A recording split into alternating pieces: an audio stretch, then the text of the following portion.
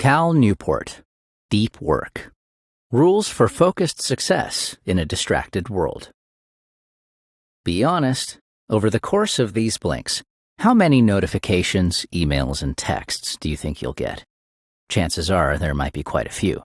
The question is, how will that impact your understanding of these blinks? Most likely, you'll be less focused and probably miss some of the details. In an age where technology is evolving at a pace we could have once only dreamed of, we must acquire the skills and ability to focus on one task at a time in our daily work without interruption. We must learn to practice deep work. What does that mean, and how can it be achieved?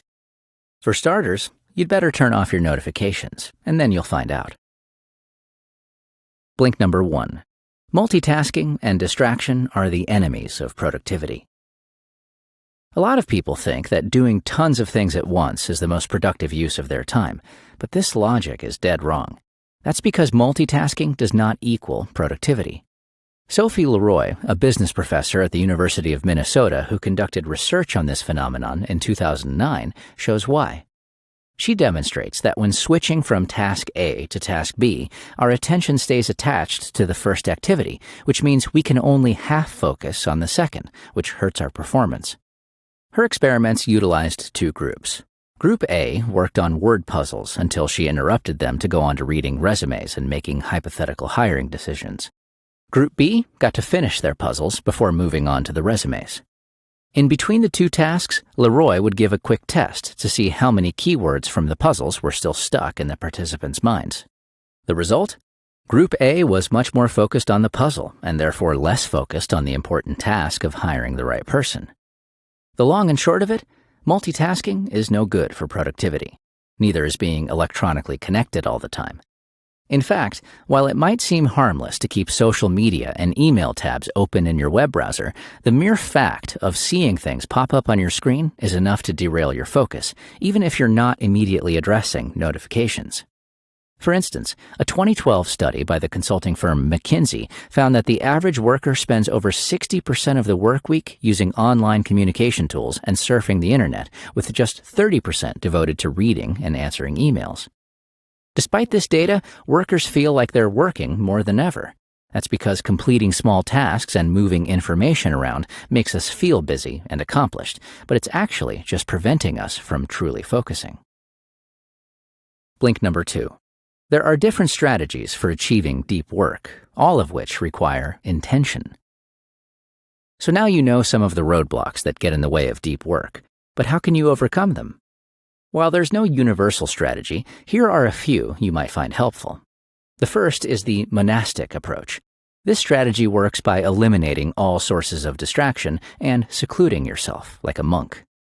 The second is called the bimodal approach, which involves setting a clearly defined long period of seclusion for work and leaving the rest of your time free for everything else. The third is the rhythmic approach. The idea here is to form a habit of doing deep work for blocks of, say, 90 minutes and using a calendar to track your accomplishments. And finally, the journalistic strategy is to take any unexpected free time in your daily routine to do deep work. But regardless of which technique you employ, it's key to remember that they're methodical, not random. In fact, that's exactly the difference between being in the zone and deep work.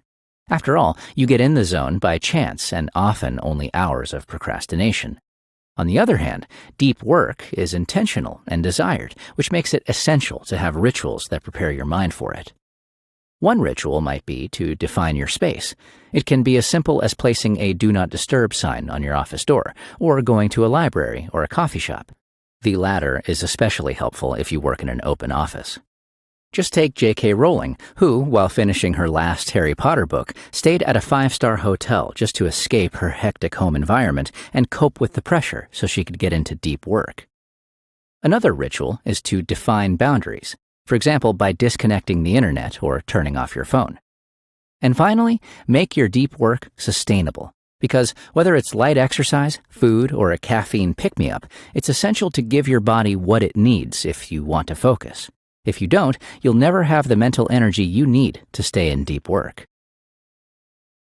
Blink number 3. Focus your brain and be selective about your use of technology. In the modern world, our brains have grown accustomed to craving distraction. After all, everywhere we look, people are glued to their screens, playing games, messaging, or refreshing their Facebook pages on repeat. The problem is that our brains are wired to be easily distracted. That's because, evolutionarily speaking, these distractions could pose risks or opportunities. As a result, it's hard for us to deeply focus on one task. But don't worry, productive meditation can rewire your brain and help you focus.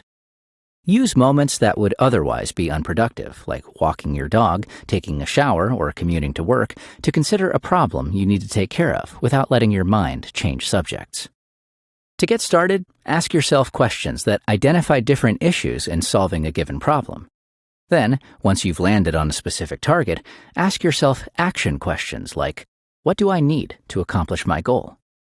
Think about it like a hardcore workout routine for your brain that will help you build your focus.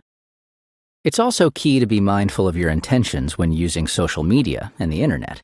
For instance, if you use Facebook to keep in touch with friends, then use it to communicate with them, but also make an effort when possible to spend more time with them in person.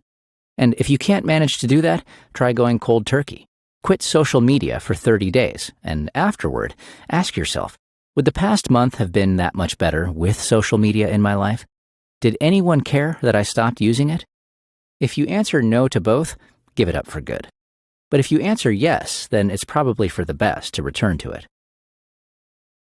Blink number 4. Scheduling both work and free time is essential to restoring energy.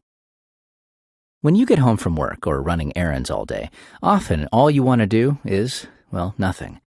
And for lots of us, that means having no fixed time slots where we have to complete tasks.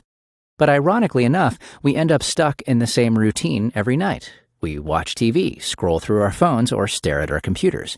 Then, when it's finally time to go to bed, we feel more tired than when we got home, leaving us depleted of energy for the next day.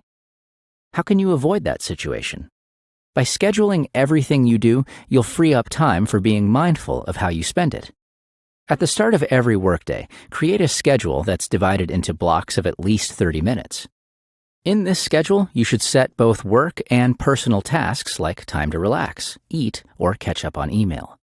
It's inevitable that your schedule will change during the day, but if this happens, just rearrange your blocks. The idea isn't to strictly abide by your itinerary, but to cultivate awareness about how you spend your time. That means it's also key to plan your evenings and weekends ahead so you can take actions towards specific goals.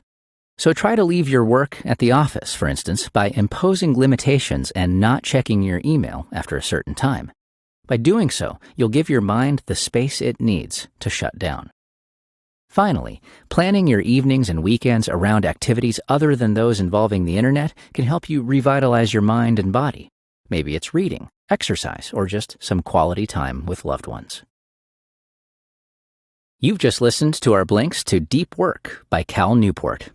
The key message in this book is that distractions are everywhere in the modern world, where multitasking has become our default state and is killing our productivity.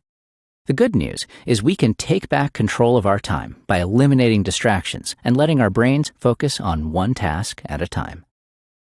How can you apply the ideas of these Blinks to your life?